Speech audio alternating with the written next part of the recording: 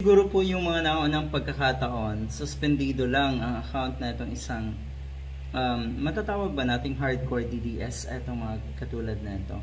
Anyway, siguro trabaho na talaga nila na lumutang sa social media, banatan ang gusto nilang banatan, at kumiling sa mga taong gusto nilang or akala nila ay malakas sa taong bayan, katulad ng mga Duterte.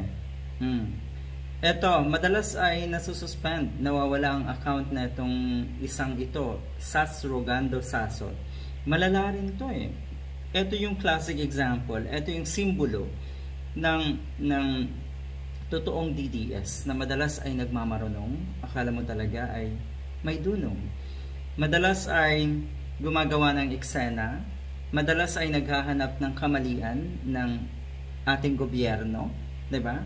Para lang ibulalas yung kuno ay kanilang kaalaman sa isang aspeto, halimbawa ng ating pamahalaan.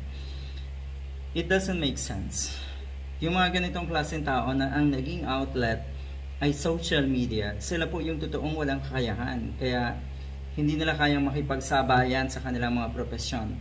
Kaya ayon, either nagpapagamit sa mga politiko using their social media platform. Kaya importante yung mga platform, yung kanilang social media account. Importante yon dahil yun yung kanilang unang requirement. Kaya nga nabuo or naging pundasyon na itong mga DDS na nasa social media, yung palakihan ng kanilang platform, at dyan nagmumula yung inggitan syempre.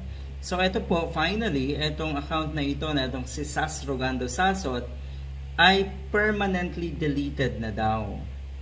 Pwede ka naman gumawa ulit, pero ma-identify yan ni Facebook. It gets ridiculous. Yung mga ganito daw na sitwasyon ay hindi katanggap-tanggap dahil nga sila daw yung mga tao na nagpapahayag lang ng saloobin, sila daw yung mga matatapang na alam niyo na lumalaban sa mga katiwalian sa gobyerno. Ang problema kasi ang mga pinagtatanggol nyo ay yung mga tiwali mismo, katulad ng mga Duterte. So dito, bakit nga ba nawawala ang isang account ng isang user, halimbawa sa Facebook? Dahil sa paglabag sa mga rules and policies. Marami kang violation, kaya ka nagkakaganyan. At kung inaakala mo na target ka ng ating gobyerno para matanggal ang Facebook account mo, lalong nagkakamali ka dyan.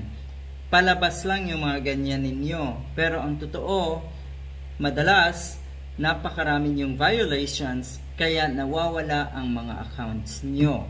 Yan po ang totoo. 'Di ba?